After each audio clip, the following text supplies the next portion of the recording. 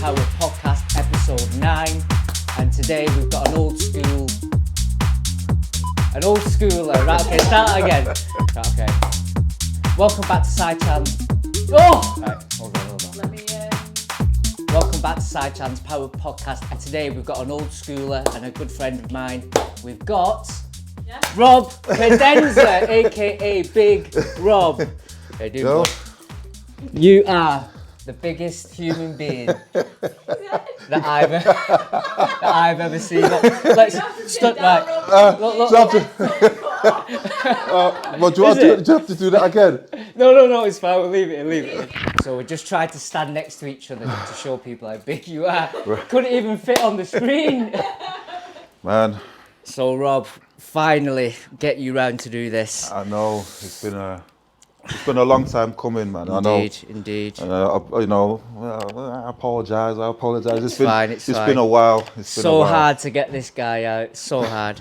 So all the people out there that don't know who you are, you've been around since the 80s, involved in Manchester's nightlife. Yeah, so tell us a little bit about that from the start. From the start. From the 80s hacienda right through to today, how the scene's changed, the music, DJs, BPMs.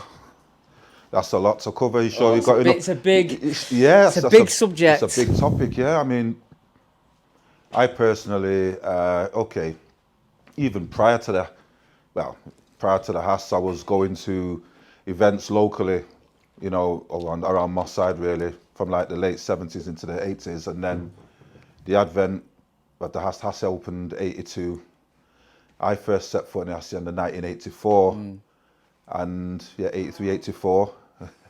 I was 1 year old. I didn't know it was open in 84. Yeah, it actually opened in 82. Wow. I first set foot in there in 84, and at that time, the music, the genre of music, it was all new, wasn't it? Yeah, it was all indie, and like on Fridays used to play hip hop and soul music.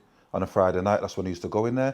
I can't remember what the night was called, and then fast forward on to 85, then you had the advent of house music. Disco, yeah.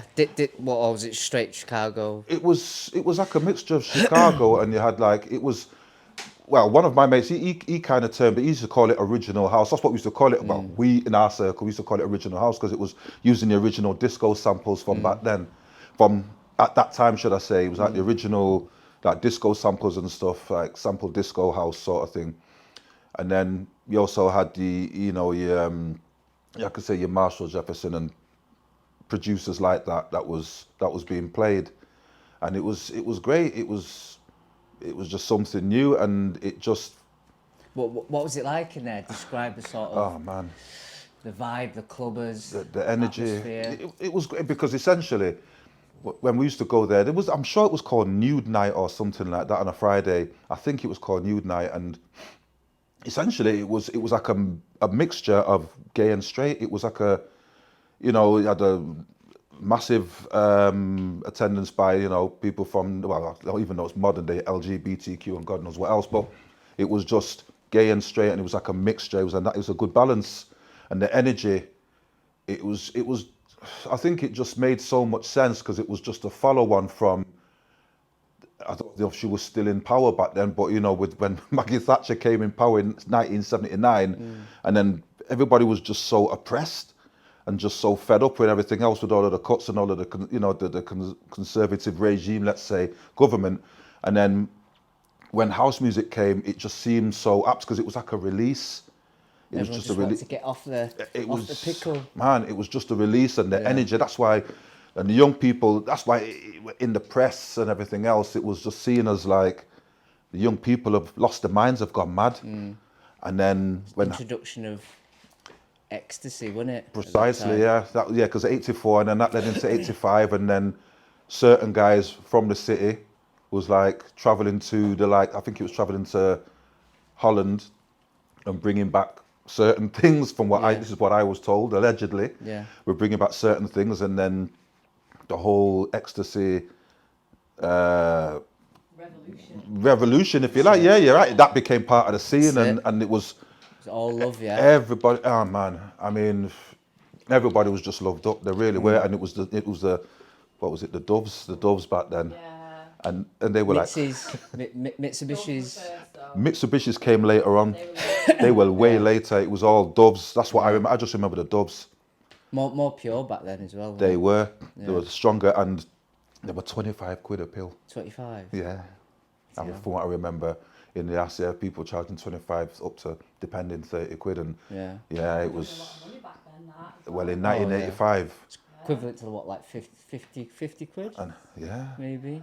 And that was back then, and everybody was just loved up, because I remember reading articles that were saying like that ecstasy tablets or the using or the taking of ecstasy played a major part in calming down, or it kind of calmed, because people were actually taking them at football matches in football stadiums. Really? Yeah, and there was actually an article written at the time or around that time that it played a major part allegedly in calming down football hooliganism and football violence. Because they're all loved up. Because everyone was loved up in the football stadiums. Imagine that. So how can that be a bad thing? Yeah. You know what I'm saying? So from Hacienda, Yeah. then what was after the Hacienda? What was your involvement in the scene? Because you've been involved in the scene, like security. Yeah, I was making, I mean, because I was attending the house, but at the time I was actually going there and clubbing there. I was working on doors around the city. I was working at, because the 80s essentially was what we used to call the super club era. And, you know, you had the house, you had, funny enough, you had Discotheque Royale, you had 21 Piccadilly, even though those weren't essentially house clubs. Yeah. And you had the Ritz, but they used to host house events, some of them. Right. Because 21 Piccadilly, I saw 808 State there.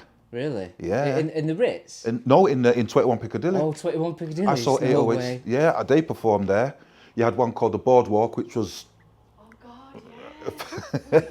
Boardwalk? the Boardwalk. Wait a minute, that sounds familiar. The Boardwalk it was like where Deansgate Locks is situated now. You had a club called the Boardwalk there. Was it on the corner? You know something, I'm struggling to remember. It was, I don't know if it was on the corner or if it was in the middle. It was about 3 floors.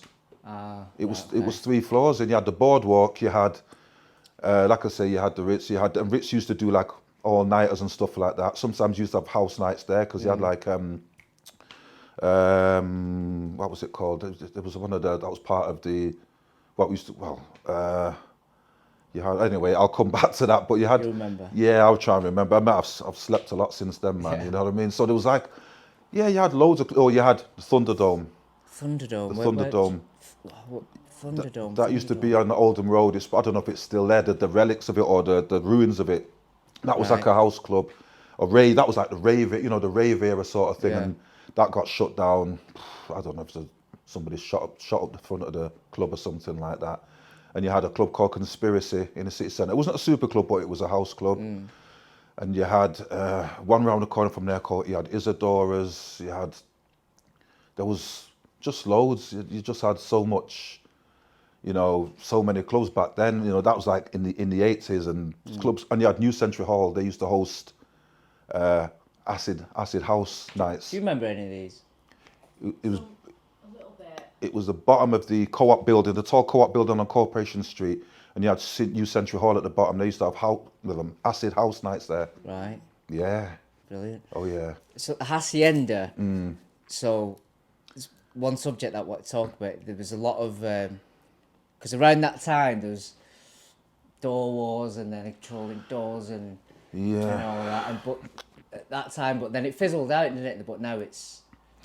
Yeah, I mean, essentially, because during that era, from the 80s running into the 90s, for the duration, between let's say 86 up to say 96 or 97 up to I think that's when that's in the close. I can never remember the year, but essentially, you had the door wars was part and parcel of the rise of, let's say, you know, certain gangs around the city, some from where we're situated, not that far from this part of Manchester, and you had over South Manchester, and you had North Manchester, and you had just different areas of rise, and certain people who were, or certain door teams or door companies were basically associated with the underworld as well. Yeah. That's just part and parcel of the way it was during those years.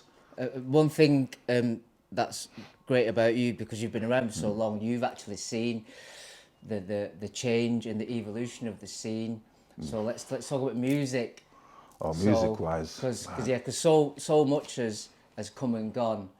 Like obviously Chicago, disco, acid, techno, tech house.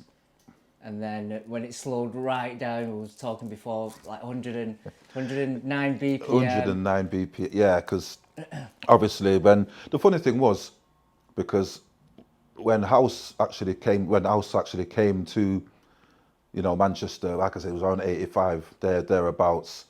People might argue different dates or whatever, but my experience anyway.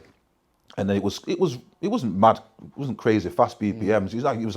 Because it was coming from disco, and disco essentially was 120 BPM, and most of the house was sampled at that same BPM from what I remember, 120, 121, and then to move on from there, and then you had acid, which was essentially probably similar, maybe not a bit faster, 123.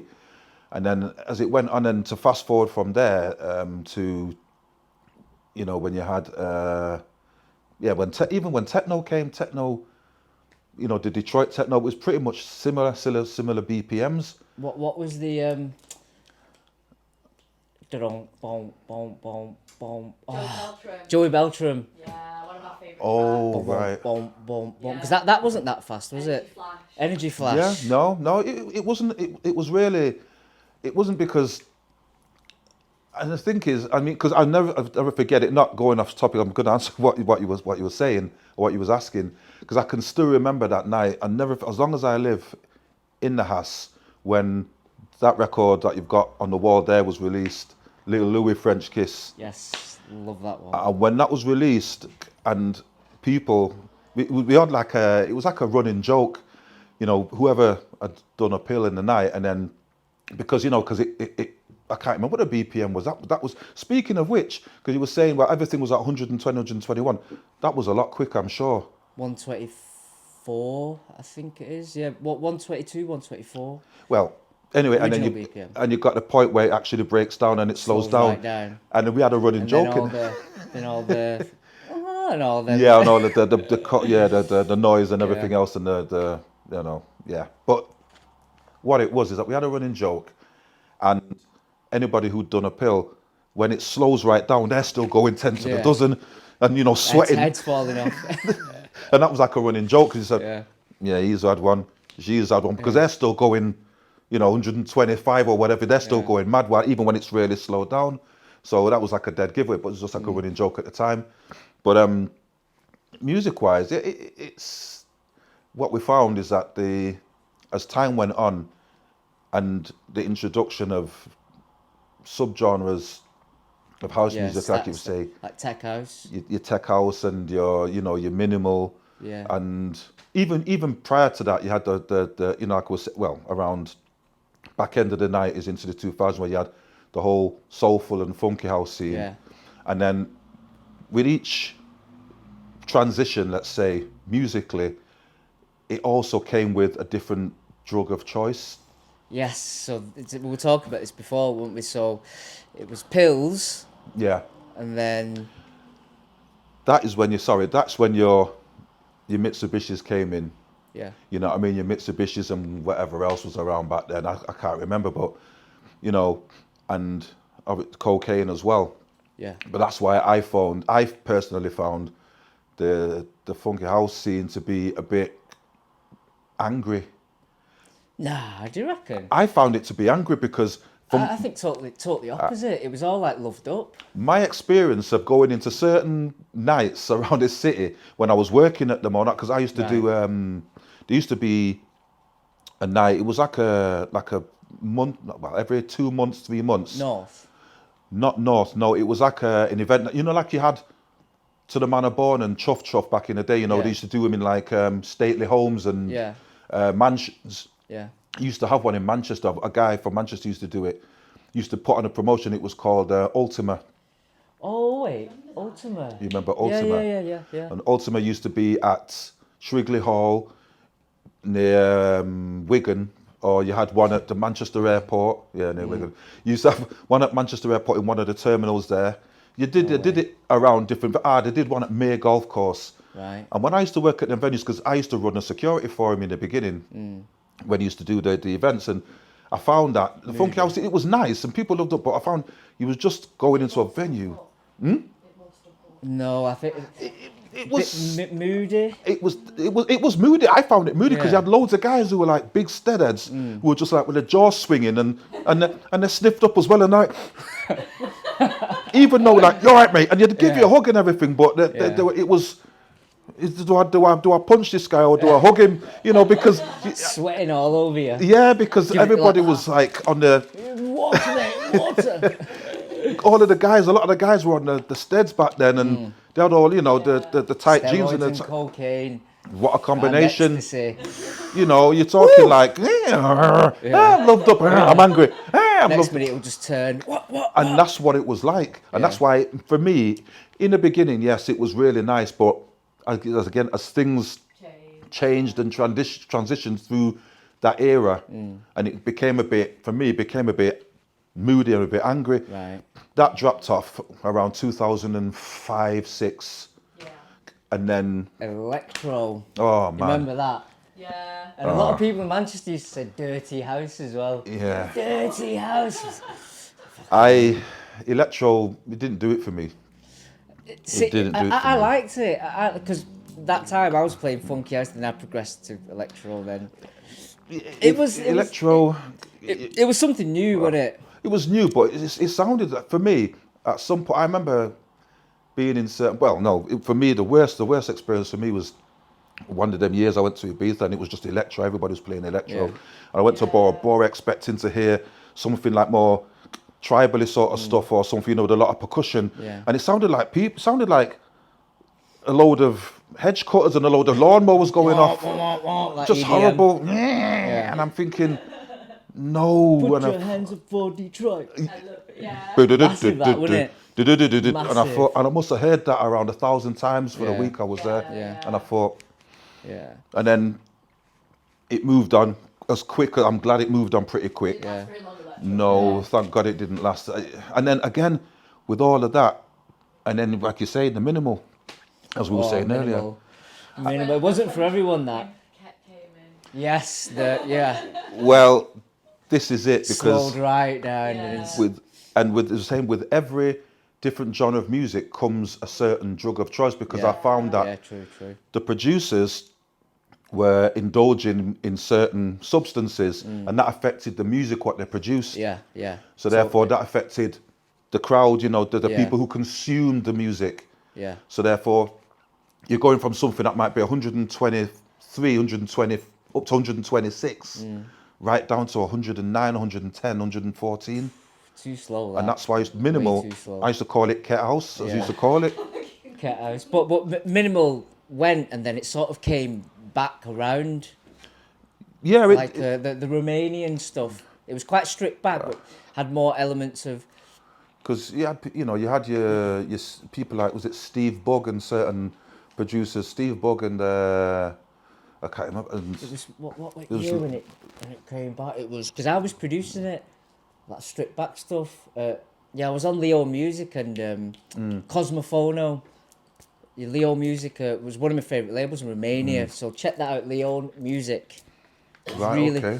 Yeah, it was more like a lot of bottom end, and it was groovier rather than just the beep beep beep beep. beep, Just a beep. beep sitting just on like a rhythm. Yeah, Yeah. I mean, as you can tell, even though I was working in the security industry, I've always been musically minded and music. Yeah. I was just heavily inspired by music Yeah. since I was a kid and everything, and I followed, even though I was the reggae music route, and then I just followed the electronic music from house all the way to present day, and I've just noticed, like you say, the way it's changed, and now we've come up to like say minimal, and now you got, like you say, then you had your tech house, offshoot, and then subgenres, like, because you had baseline house and you've got this house, and I can't I really can't keep up. With techno now, quite a lot of techno is even as subgenres come out from techno. It's like the a trancey elements to it.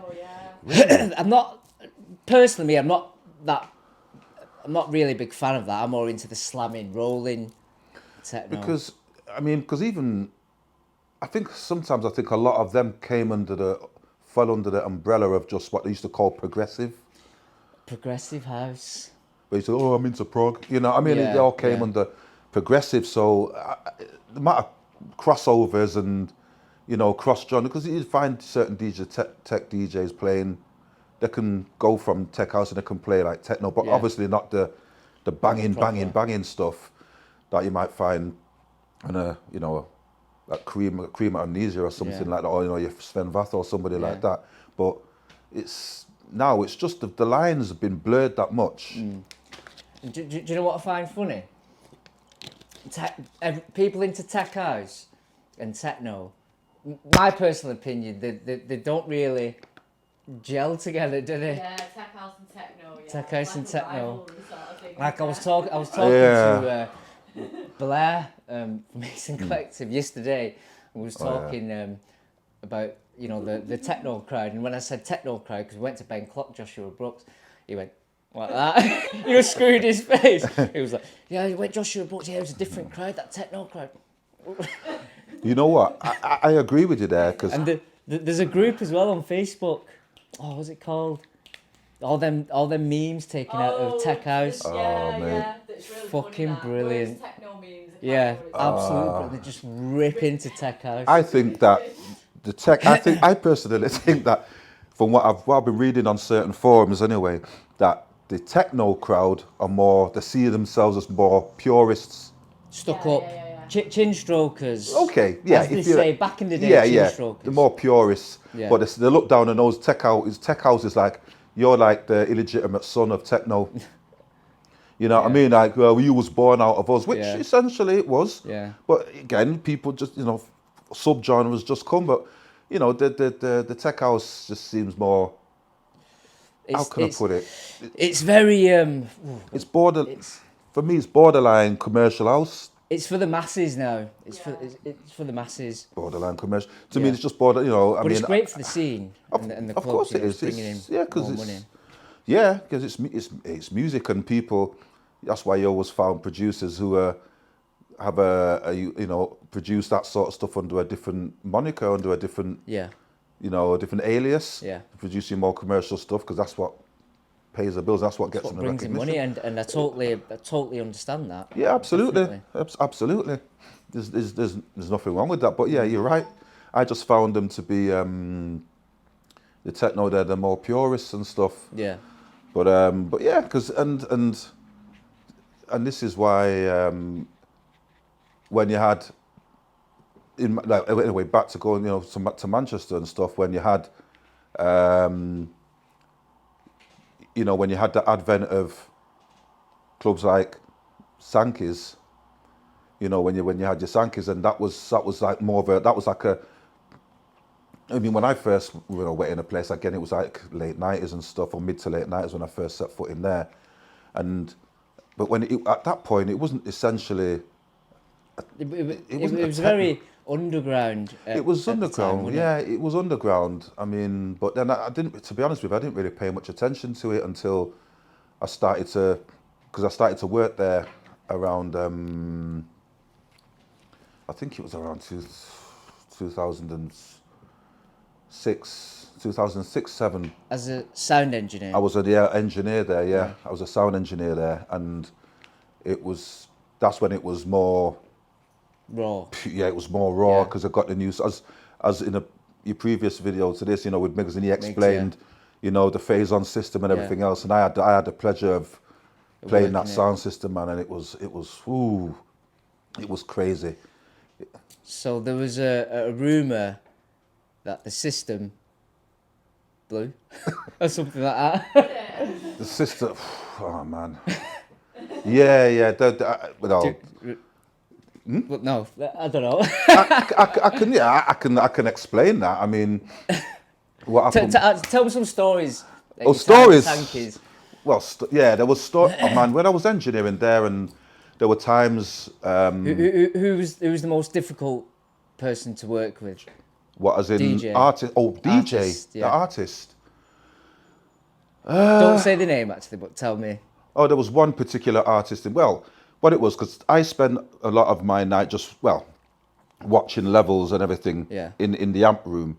So I was like in there watching levels, making sure things don't clip, and then going into the main room, and just checking and floating between the two, making sure things aren't clipping, things sound nice and clean and balanced, and so I was going back and forth, and I was in the booth, I was in the amp room one night, and then the owner of Sankers, Mr. Dave, he came running in and saying, "What's happening? What's wrong? What's happening? Fucking happening? What's What's fucking happening in there?" What's happening? The monitors in the booth aren't working. What have you done? What's wrong with it? What's wrong with it?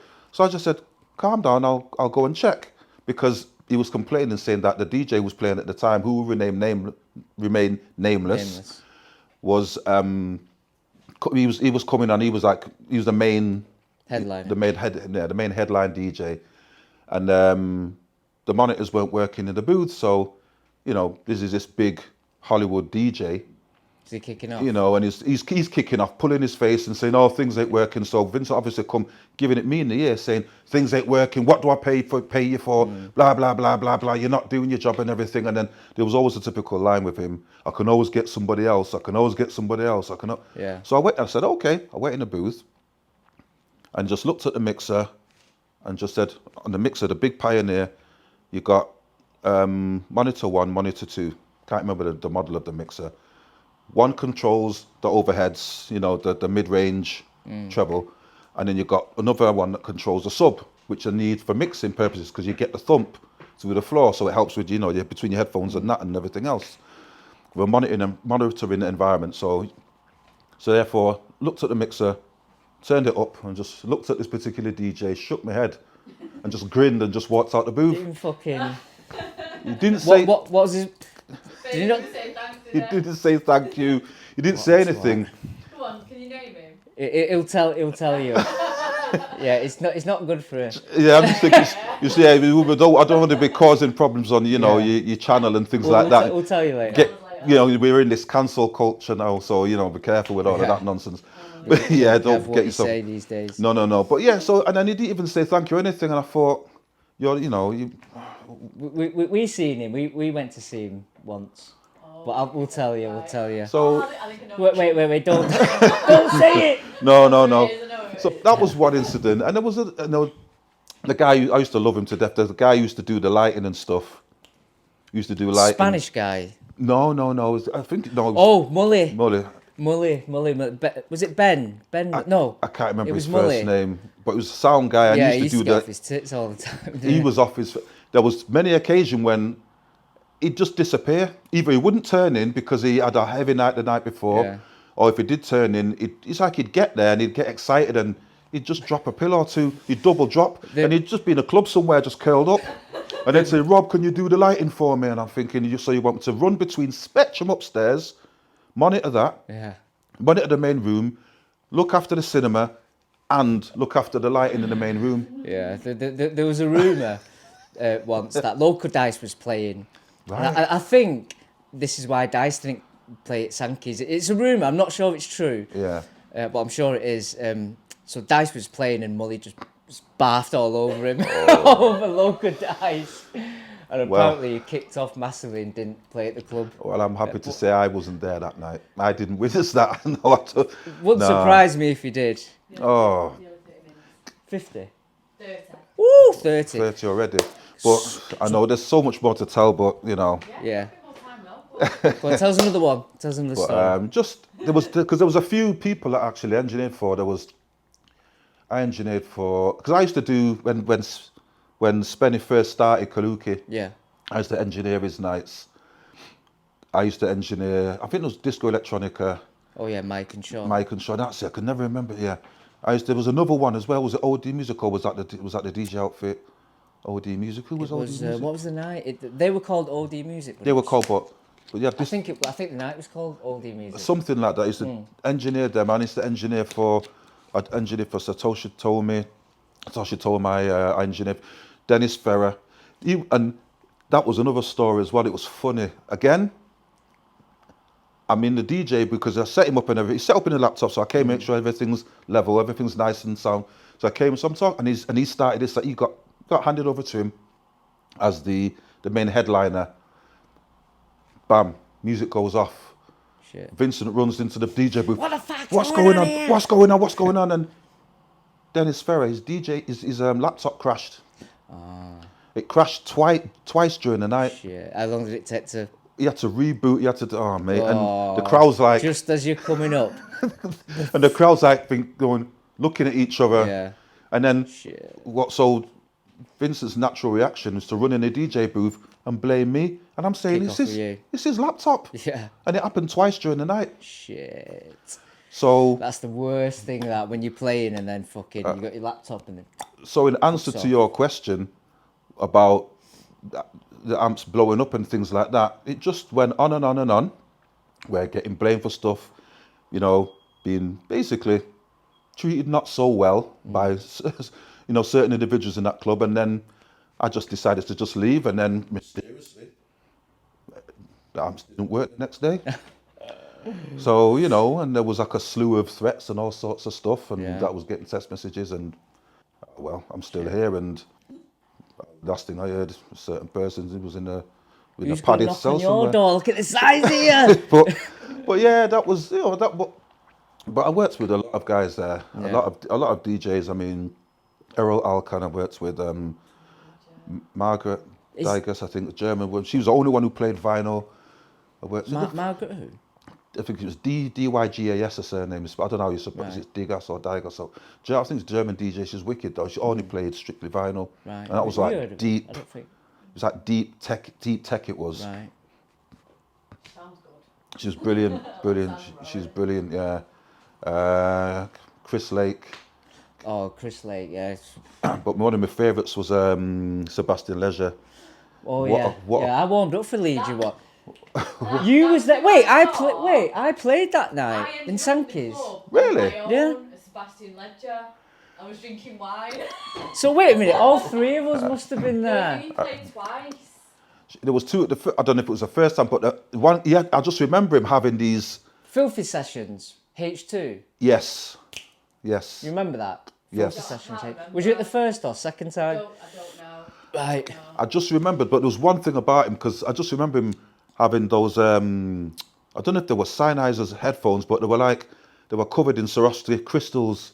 Oh no! He had some of them. Sebastian Leisure. Yeah, and those headphones, but they were just like he had a disco ball on each ear. Yeah. Don't tell me but what a cool. Sorry. But what a cool guy, man. Yeah. No way. You just, you know, from the minute he was just grinning, and then when he played his remix of, was it Jaguar? Yes.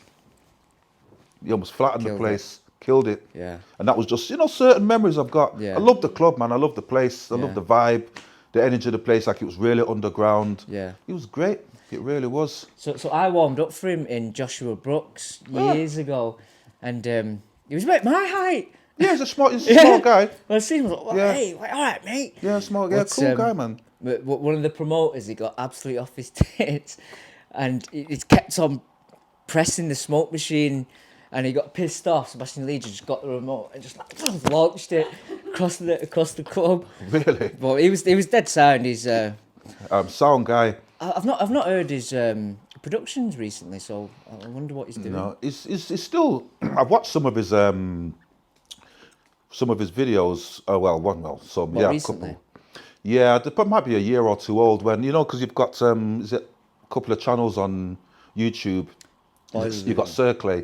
You know, like you've got a Boiler Room, and you've got one called Circle as well. Right, Circle. Circle, yeah, they're massive, absolutely massive.